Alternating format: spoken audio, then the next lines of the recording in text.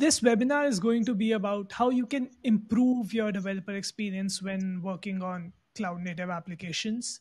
But before we talk about that, I feel it is important to address why an improvement is even needed in the first place. So, what changed in the last few years that we can't continue developing like we used to? The thing is that after the advent of containers, we started changing how we architect our applications. We went from coding huge monoliths, which were getting tough to manage, to splitting our applications into microservices. Now, this was a very welcome change because coding out monoliths, the experience wasn't that great, anyways. This is because as the applications grew complex, running these monoliths on a local machine was simply becoming too slow and resource intensive for the dev machine to handle.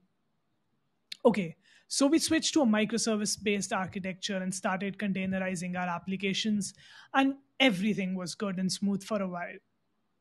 But then this world of microservices and Kubernetes started making things tough for the everyday developer. Two primary reasons for that were: first, we were not just now working on two or three microservices. That is, like, the number of microservices part of an application just grew exponentially.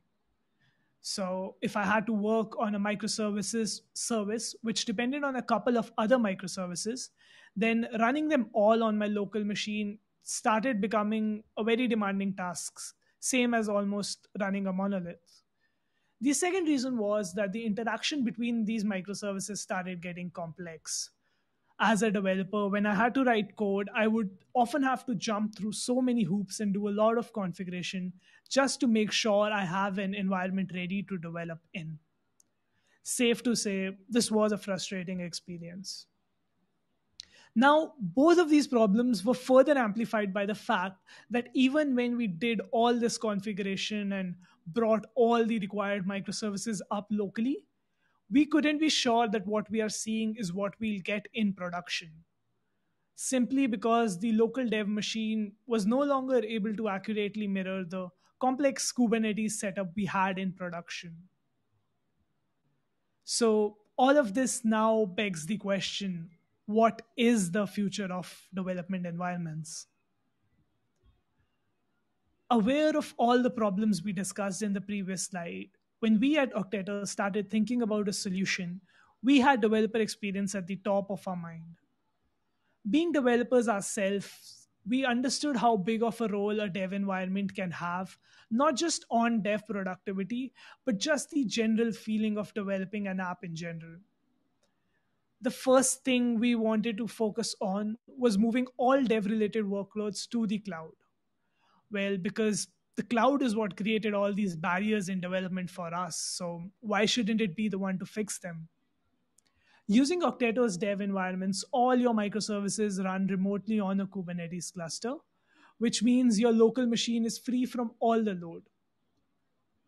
This brings us to our second point, that since all your microservices are running in a Kubernetes cluster, you can be 100% sure that what you see when developing is what you will get when you push to production.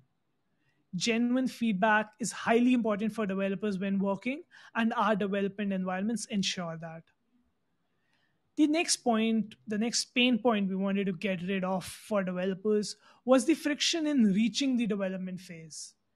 Developers often have to spend hours configuring things and making sure all the microservices they need are up and running and working properly. And this takes a massive hit on developer productivity. This is something all teams should look to avoid if they want to provide a great developer experience. As you'll see in the demo shortly, with Octato, you can easily choose which microservices you want to bring up when developing and which particular ones you want to develop on. But we'll get to that later. And finally, we wanted a solution to these problems which did not make you leave all the tools you love.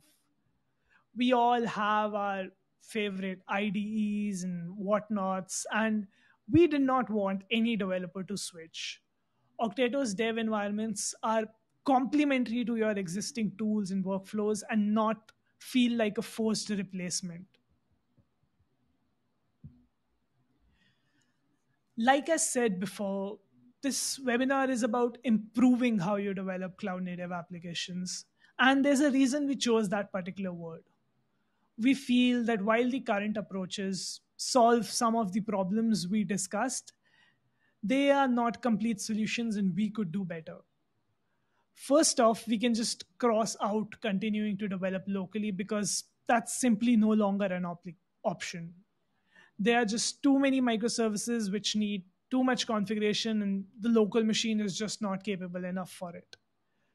Other than that, the local desktop can also no longer accurately give you genuine feedback because it is unable to mirror the production environment, and nobody wants to continue developing in such a way. Secondly, to solve this problem of lack of genuine feedback, we as an industry resorted to CI pipelines and staging environments. And we are not denying that they are not useful. They have their place, but we feel they are a step further from the application development phase, as in they happen after you are done writing your code. You make your changes, you commit them, and you push them, and then CI pipelines and staging environments come into the picture. The problem Octato's dev environments solve is during the code writing phase. With Octato, you see what you're coding out in a production like environment exactly when you write your code, not after it, not no need to commit, build, or push anything. As soon as you hit save, you get to see your changes in an actual production like environment. So that means developers no longer have to wait for CI builds or to get access to a common staging cluster. This approach often tends to be even more cost effective than compared to relying on isolated environments for staging for each developer or something like that. Advancements in containerization technologies took away the joy of development. That feeling of trying out an idea which came in your head and immediately hitting save and being certain that what you see is what the final output will be, that was lost. Now, this was something present when we were developing monoliths. But as soon as we switched to microservices and things started getting complex, somehow this took a backseat and just went ignored. And with our remote dev environments, we aim to provide exactly that back to the developers. So, enough talking about what things should look like. I'll now hand it over to Pablo, who's going to show it to you in action how Octato's dev environments work.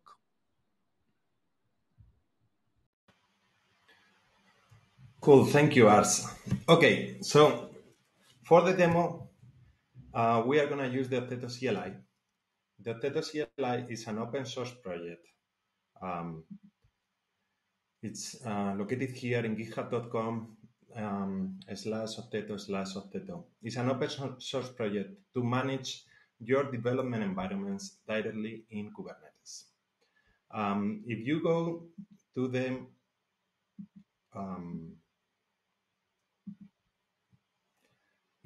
to the Octeto documentation, octeto.com, and then documentation,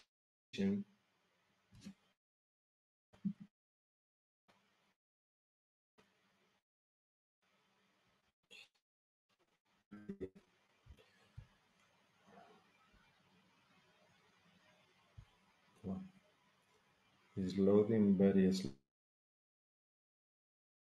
slow.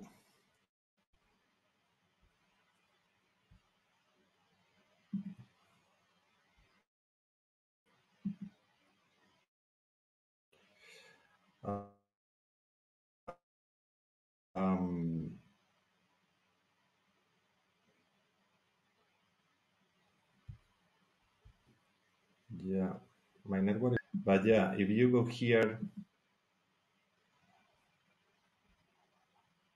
you will find installation instructions to install the Octeto CLI. In this case, I'm on Mac, so I'll get this command here.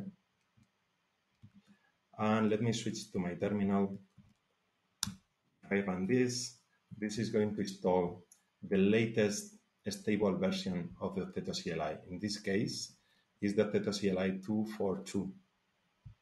So now it is installed, and if I run Octeto version, I can see that yeah, Octeto 242 is installed in my machine. Okay, so as I told you before, the Octeto CLI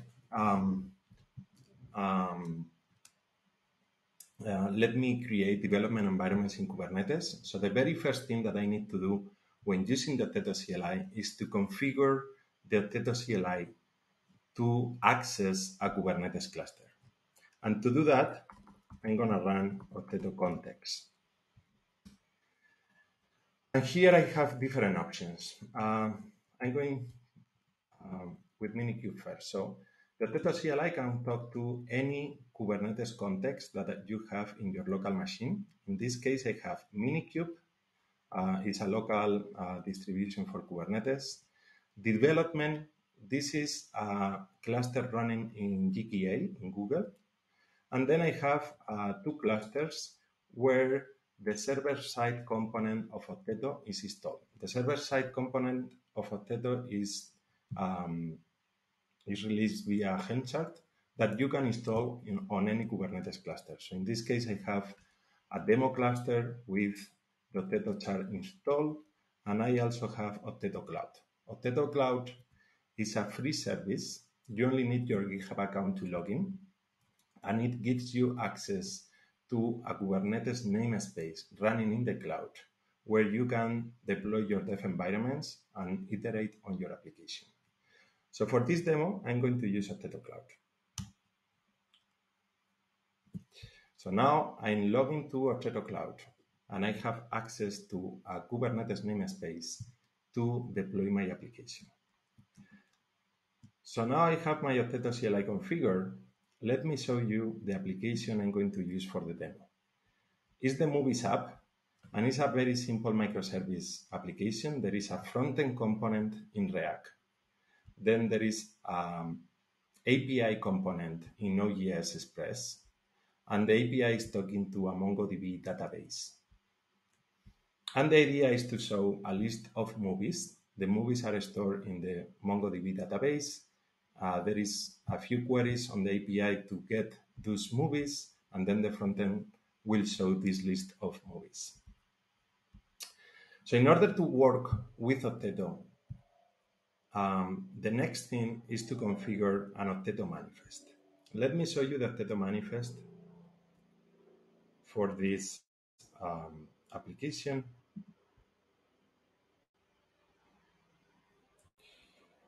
Okay. And as you can see, there are three main sections in the Octeto manifest.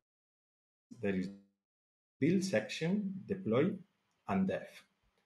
The build section is to define how to build my container images for my application.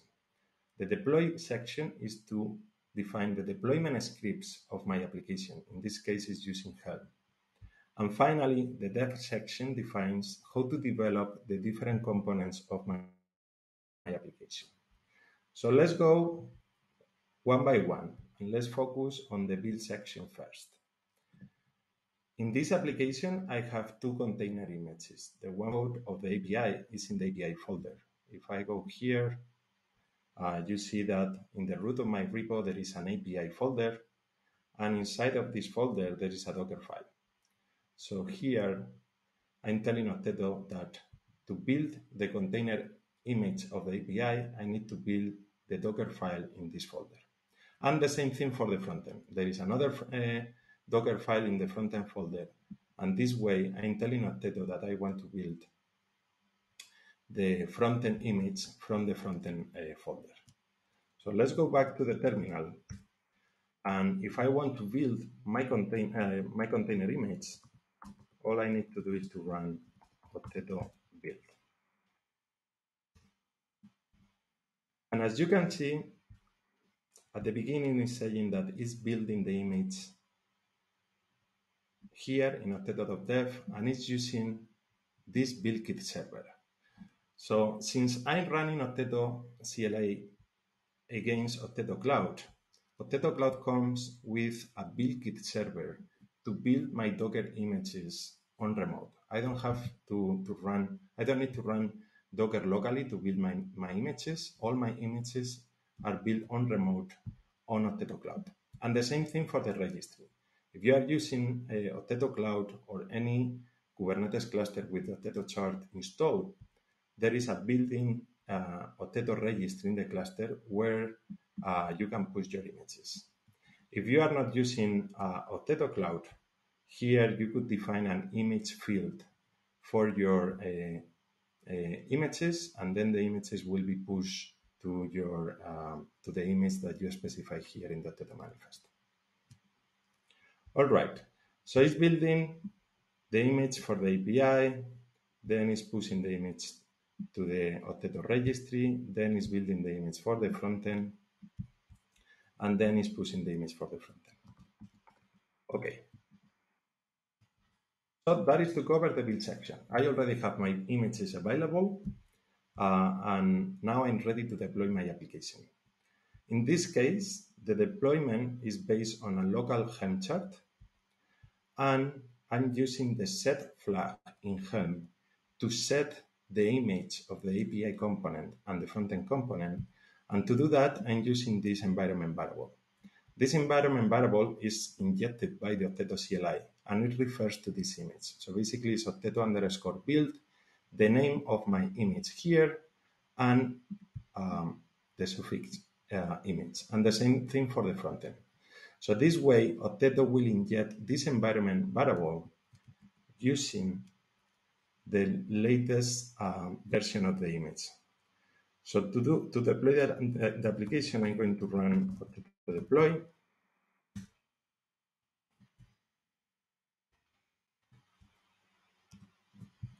And as you can see, it's using my context in Octeto Cloud and it's running my help command.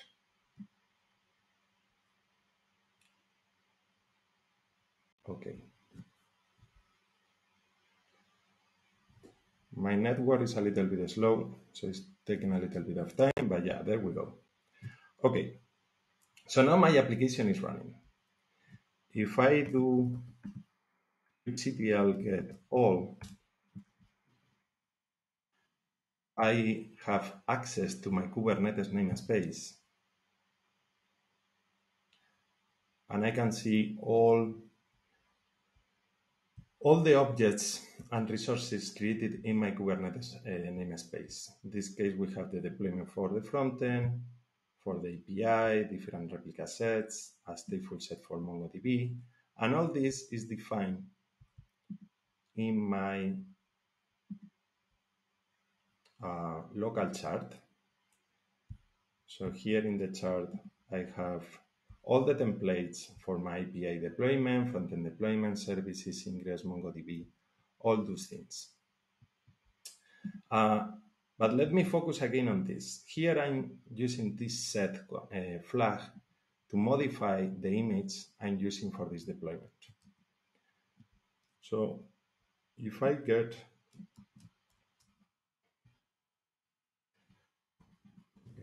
deploy API, if I get the YAML of the deployment, you can see that it's using the SHA of the image. That means every time I build my container images with Octeto build and then I run Octeto deploy, Octeto will always use the latest image that I push to the registry because it's using the SHA of the image for the deployment.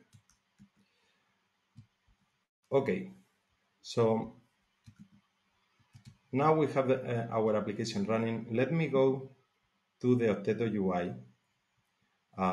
As I told you before, the only thing that you need to log into Octeto Cloud is a GitHub account.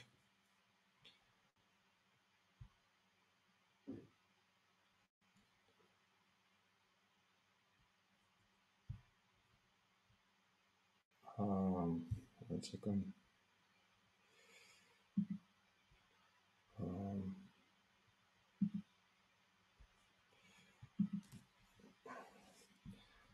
Let me log in here.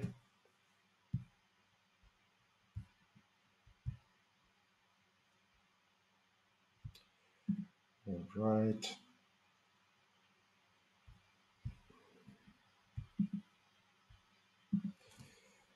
Let's log in.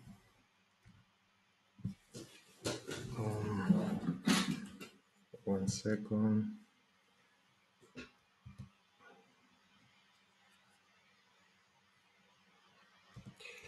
I'm using two-factor authentication to log in.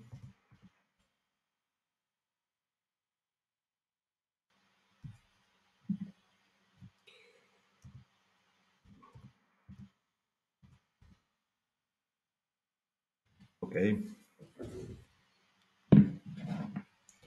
Okay, so this is the Octato UI. This is the application running, and this UI is very oriented for development. You can see here the different components of my application, and if I click on any of them, I can see the application logs, in this case for the API, for the frontend, or for the MongoDB instance. And something very important is that Octato is creating HTTPS endpoints for my application automatically. So for example, I can click here,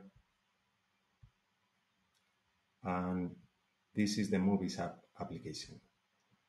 It's showing two collections, movies and watching.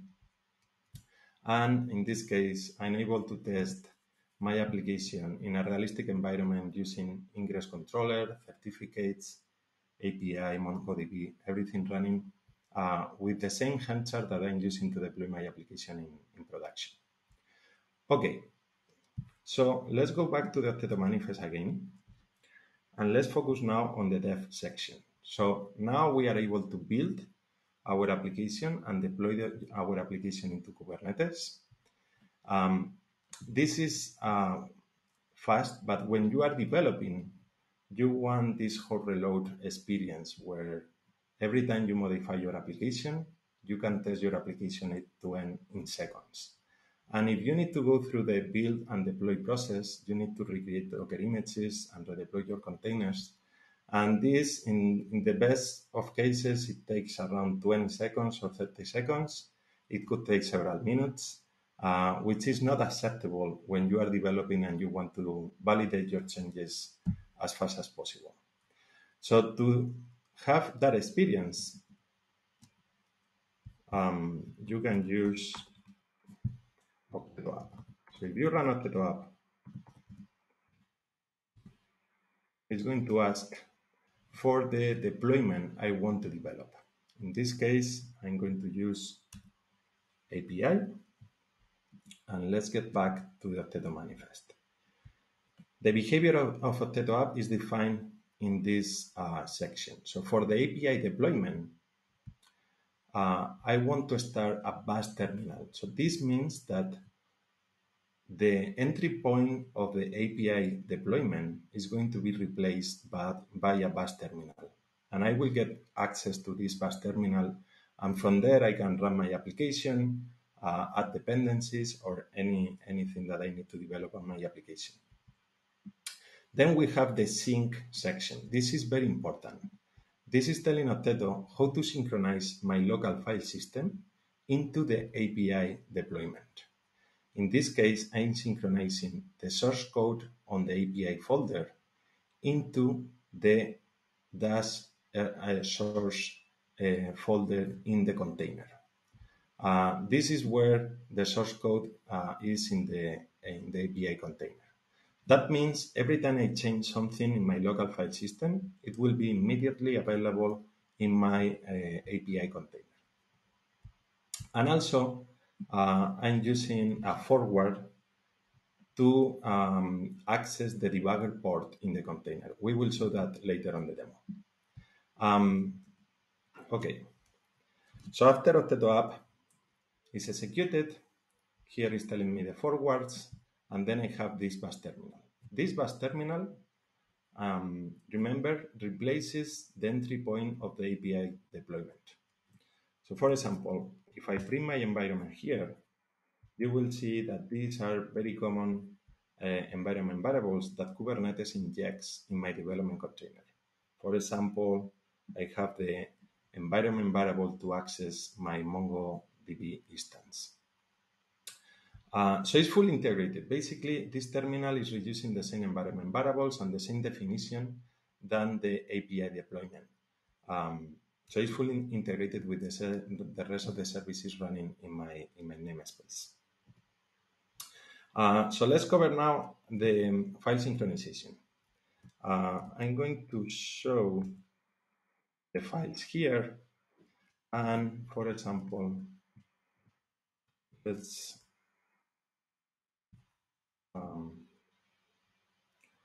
open my IDE here. Movies become API. I'm going to open Visual Studio Code.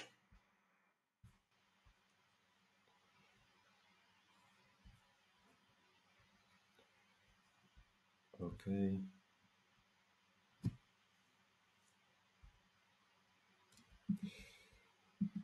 Let me zoom in a little bit.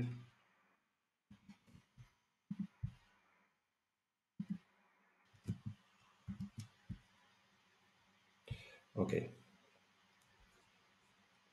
So, for example, let's create a new file here, test, and let me write something here. Hello, everyone. If I click save, and I go back to my remote terminal, you see that test is available here, and I get the content. So this terminal is getting every change that I do in my local file system is immediately synchronized to this terminal.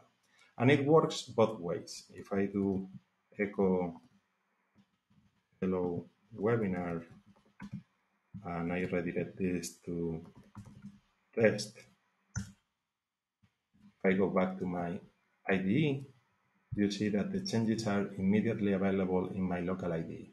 So the synchronization works both ways.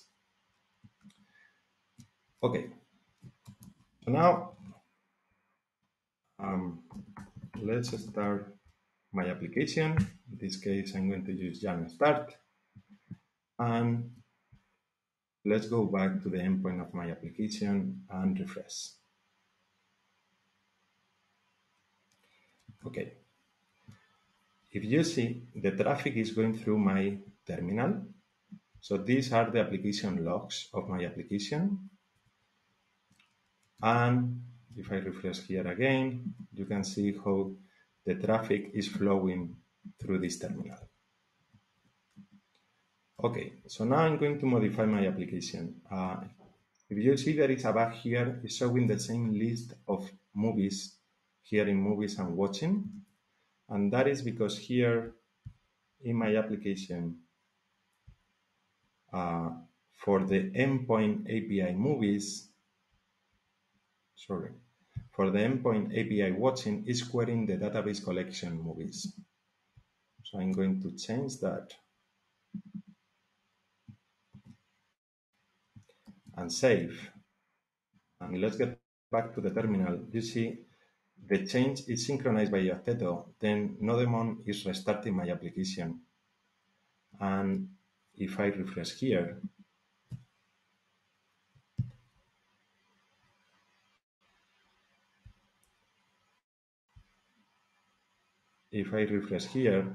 my changes are immediately applied. Well, my network is going very slow, but yeah, it's loading. You see? So the idea is that as a developer, I'm working on my IDE. Every time I modify something in my IDE, Octato is synchronizing the changes into my container running in Kubernetes. And then the container hot reloads the application. So the experience is very similar than working on a local terminal and running all your components locally, but all your components and your application is running in the Kubernetes cluster. So let me show you also the debugger. I'm going to run debug. This is running my application in debug mode. And if I go back to my IDE and start the debugger here, I think I have already a breakpoint over here. No, let's add a breakpoint here, for example. All right. Now, if I refresh my application, you see it hits my breakpoint. I can check my environment variables, step in, step out, or continue the execution. The same way that's done a local debugger, but I'm debugging my application running on the remote cluster.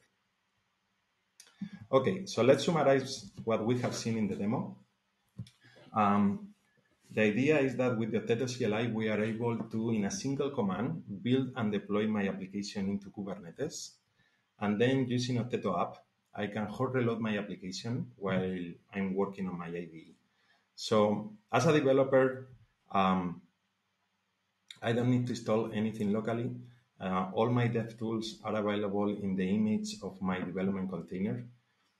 And I'm working with my IDE for reloading my application, but my application is running in Kubernetes, so I can test my application on a realistic environment, very similar to the way the application is going to run in production.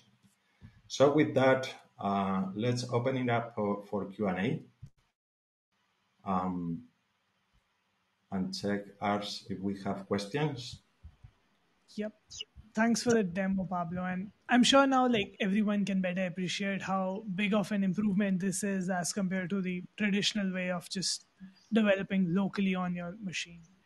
Uh, this was it from our side, and now, like Pablo said, we are open for questions. And if you have any questions, please feel free to write them out in the Q&A tab or on the public chat, whatever is more convenient.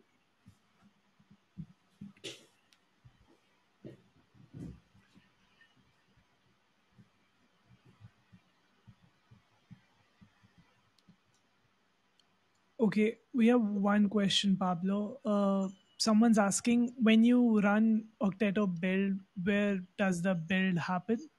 Like, do is it on the cluster or is it locally? Yeah, so that depends on the context of your Octeto CLI. If the context of the Octeto CLI is pointing to Octeto Cloud or a cluster with the Octeto chart installed, then the build is happening in the cluster. You don't need to have Docker installed locally. But if you configure the Octeto CLI to talk to a Minikube or your own Kubernetes cluster, then the build will happen on your local Docker installation.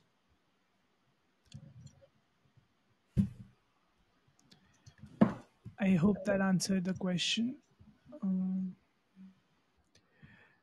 we have one more question which says that the Octeto YAML file you showed, other than that, do we need some other configuration files to use Octeto, or can we use existing files?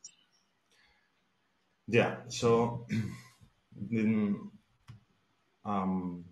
in the demo that in the sample that I saw in the demo, the Octeto YAML is really on your Helm chart. So basically, you need a way to define how to deploy your application.